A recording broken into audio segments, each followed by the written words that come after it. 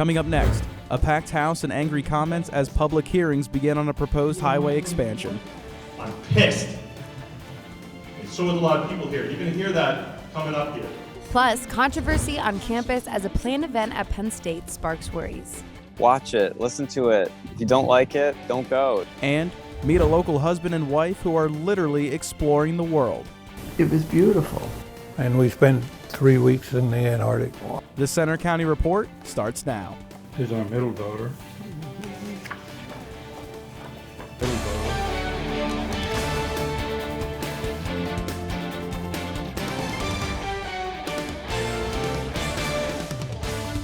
Good afternoon, I'm Marissa Yakinchik. And I'm Evan Bapalis. Thanks for joining us for the Center County Report. Our top story, big crowds and strong opinions this week at public meetings on the proposed State College connector. That's the highway expansion project years in the making in Center County. Dale Ostrander reports. It was standing room only at Mount Nittany Middle School, and emotions ran high. I'm pissed. And so is a lot of people here. You're going to hear that coming up here. They're going to make it that we don't have as much traffic.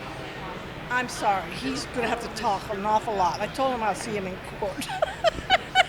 The Pennsylvania Department of Transportation released its Planning and Environmental Linkage, or PEL study, to residents of State College for the U.S. Route 322 corridor extension.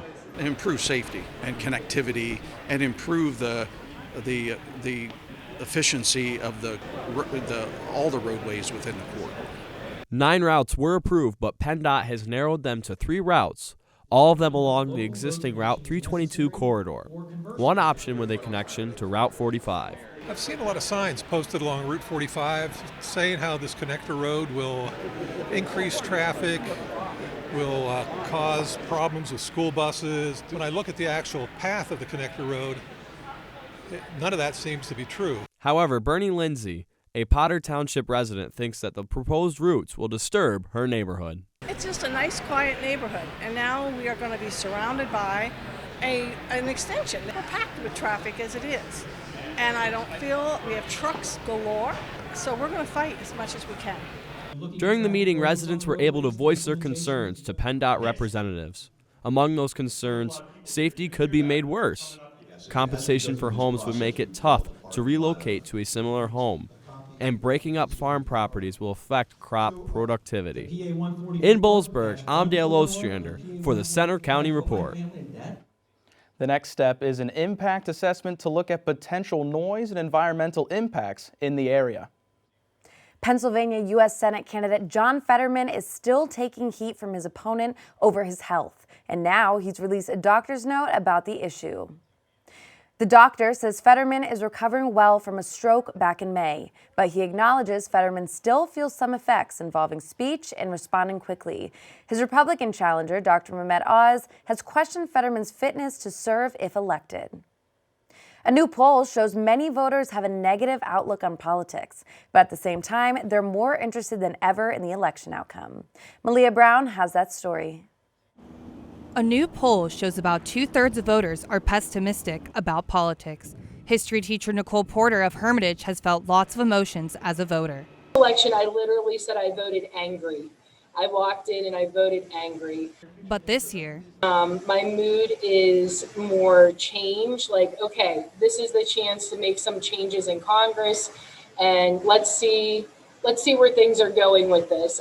a new Associated Press NORC survey shows 71% of voters believe their vote in this election will help determine the future of our country. Penn State political science professor Dr. Andy Vitek has been paying close attention to this midterm. The level of voter engagement across both parties, the level of electoral energy across both parties is very high. The poll shows big majority across party lines. About 8 in 10 say casting their ballot this year is very important. Experts say there are key reasons. The Dobbs decision, which overturned Roe v. Wade several months ago, certainly seems to have had the effect of greatly energizing Democratic voters. The overall economic situation tends to motivate individuals to vote as well, with inflation being high. Voters like Gabriella Bender agree. I think a lot of people in Pennsylvania know how important it is, especially because this is a state that sometimes flips back and forth with parties. So it's definitely important that everybody gets out and votes if they want to see changes happen. I'm Malia Brown for the Center County Report. The same poll shows 58% of voters say they're not satisfied with the state of individual rights and freedoms in the U.S. Election Day is November 8th, just over 2 weeks away, and some key deadlines are coming up soon. The last day to register to vote in Pennsylvania is next Monday. You can register by mail, in person, or online. And the last day to request a mail-in or absentee ballot is November 1st. A campus controversy as Penn State closely monitoring an event scheduled for Monday.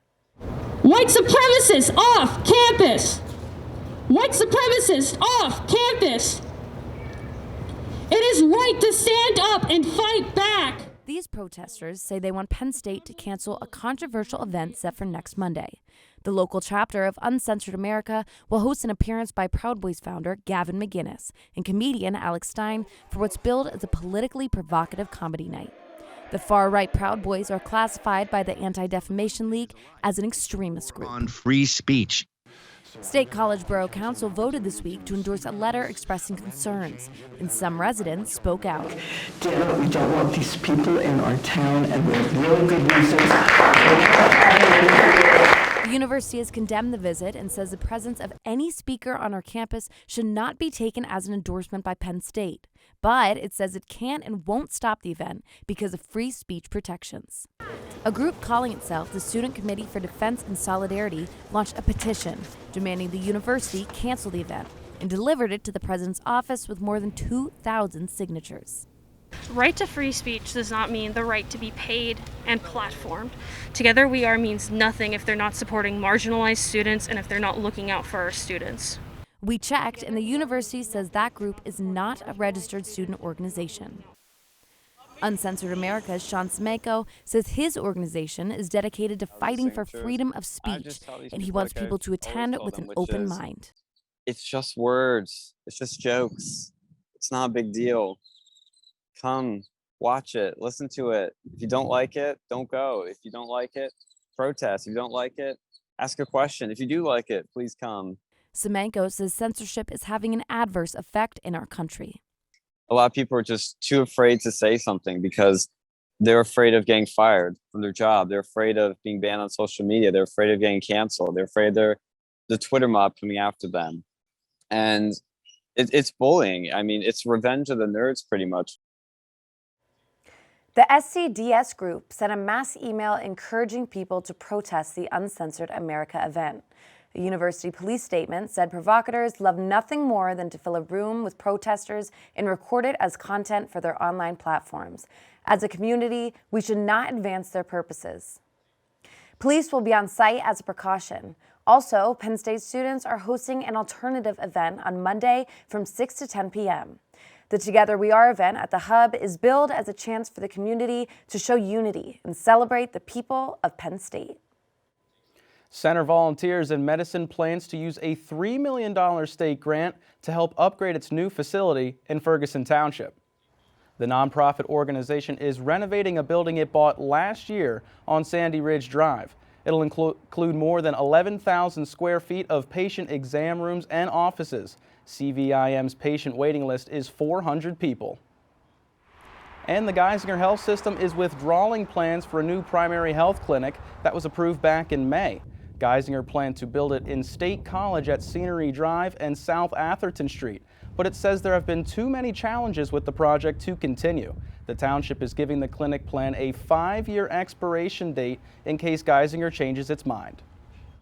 A State College Borough vote this week means a big change for downtown high-rises. Michael DeBaton reports. In 2013, the State College Borough Council passed a zoning tax amendment that required 12-story buildings to house 40% commercial space. 9 years later, plenty of vacant retail spaces remain throughout local high-rises. Earlier this week, the council voted 5-2 in favor of a new zoning ordinance. The new ordinance will not allow future buildings to have commercial spaces on the first floor, a change made because of the vacancies throughout State College. Gary Brandeis, the CEO of Scholar Hotel Group and the developer of the Fraser Center, said it was a lot of work to fill his retail space. That didn't happen by accident. We worked hard to find that. We worked aggressively to do that. We made additional investments in our space to get that tenant to come in. Evan Myers, the former Borough Council president, says changes happen all the time and we need a definite set of rules. We just had a zoning in place for 5 years. Now it's going to change for how long? Another year? 6 months? Why keep changing things around? What we really need is a comprehensive rewrite. It was here inside the State College Municipal Building where the Borough Council passed another temporary ordinance. But according to Myers, they should stop passing temporary ordinances and focus on a comprehensive long-term one.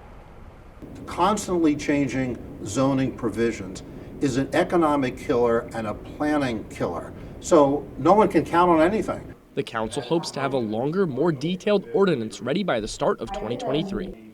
In State College, I'm Michael DeBaton for the Center County Report. Borough officials hope buildings like the Standard and the Maxon will begin to fill their undeveloped spaces. After some cold weather this week, it's starting to warm up, but will it last? The weekend forecast is coming up. Plus, why a local town is looking for a tree donation. Also coming up, one of the busiest weekends of the year is happening at Penn State. With homecoming and the whiteout game, we take a closer look after the break.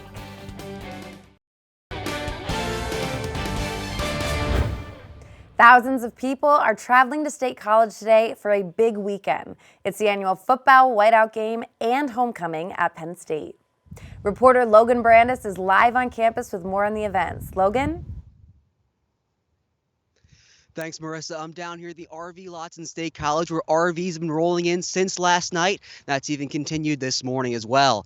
That's all in preparation for tomorrow's homecoming and whiteout football game. That'll wrap up what has been a busy homecoming week. Penn State's homecoming week is one of the busiest of the year. It kicked off with a Thon 5K on Sunday and will wrap up with a whiteout football game. On Wednesday, the Best of Penn State Carnival happened on campus on a cold and rainy day. But there's still plenty of popcorn, cotton candy, and cornhole. Jessica Moeller is one of the carnival organizers. She says it's an 8-month project. A lot of preparation. I got my position back in February. We start talking about it then.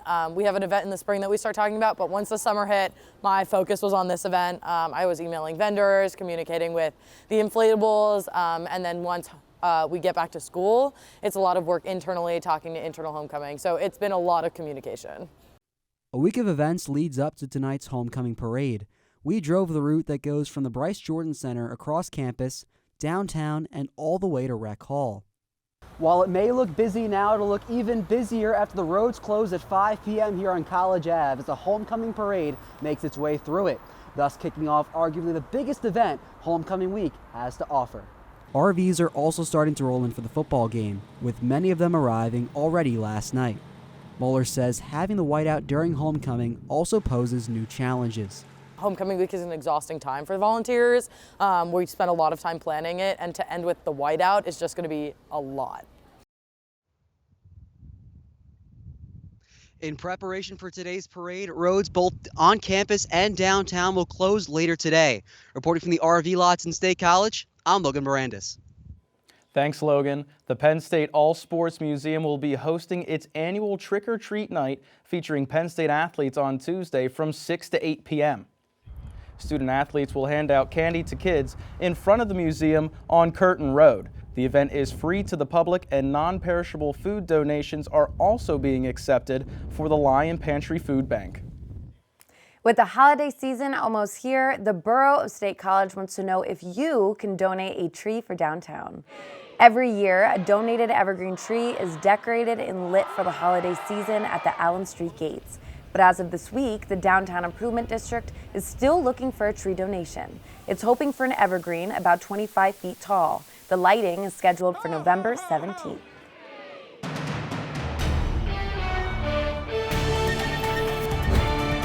The sun is shining over the Penn State golf courses this afternoon, and it's going to feel almost as good as it looks, especially as we go into later this weekend. Temperatures in our area in the middle 50s to low 60s, and this is much closer to average than we've seen over the past couple of days, where we've been almost 10 to 20 degrees below average. And that is due to a high pressure system that's beginning to move its way into our area from the south, and that southerly flow has kept our temperatures a little bit higher, especially as we go into this weekend. and our skies are going to be remaining clear as well. Now, earlier in the week, we had this pesky low pressure system up in Canada that had kept our temperatures below average and our skies mostly cloudy. But as that system begins to move out to our north and east, high pressure is going to remain for the weekend to make it look a little bit nicer. Now, we're going to stay relatively clear as we go through the rest of the day today and on Saturday, but then we're going to contend with a coastal low pressure system that is going to bring some cloud cover and rain showers, particularly to central and eastern PA. The showers could come here into central PA, however, most people are going to stay dry. The main precipitation is going to be to our south and east. Now, before we can get to that, for today, temperature is a little bit closer to average with a high of 61 and plenty of sunshine thanks to that high pressure system. However, for later on for the homecoming parade, you may want to pack a jacket because it's going to be pretty chilly, only in the middle 30s, though it'll be continuing to be clear. And for the day tomorrow, temperatures between 5 and 10 degrees above average with a high of 67 and remaining sunny and warm as well, which makes it a great day for Penn State's homecoming game. It's t-shirt weather for the tailgates during the day, getting into the mid to upper 60s. However, kickoff is not until 7:30 p.m. So by the time you want to go into the stadium, it may be time to pack a sweatshirt or a jacket because we'll be getting down into the middle 40s by the time the game ends. And our 7-day forecast shows our trends over the next couple of days. So we'll start out with abundant sunshine as that high pressure remains stationed over our area. But as that coastal low pressure system begins to move up the coast, hence its name, we do have that chance of rain showers going in to the weekend and the beginning of the week next week, though we're going to stay relatively above average for this time of year in the middle to upper 60s. And we have a second low pressure system that could be impacting us midweek next week. But I think for this weekend, for the homecoming parade and the football celebrations, it's going to be really nice weather. Thanks, Dana. Sounds like the weather gods are Penn State fans. Yeah, most definitely. And Penn State definitely needs to win this weekend. But for more sports, we have Dale. Thanks, guys. It's a big high school football night as State College tries to stay unbeaten. That's coming up in sports. And the Nittany Lions try to bounce back after a blowout loss. You'll hear Coach James Franklin's message to the team.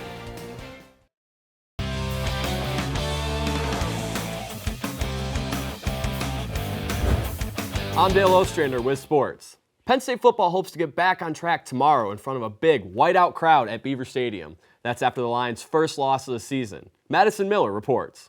The Nittany Lions suffered a humbling blowout loss at Michigan last Saturday. This week, the team is back at practice, hoping to get back on track as it faces Minnesota. Coach James Franklin says there's no time to look in the rearview mirror. And there's a fine line between making sure everybody understands, that whatever the outcome was not good enough, but also not to the point where it lingers. Freshman quarterback Drew Aller replaced veteran quarterback Sean Clifford in last week's game after he left with a shoulder injury. He was back at practice Wednesday, but his status is still uncertain.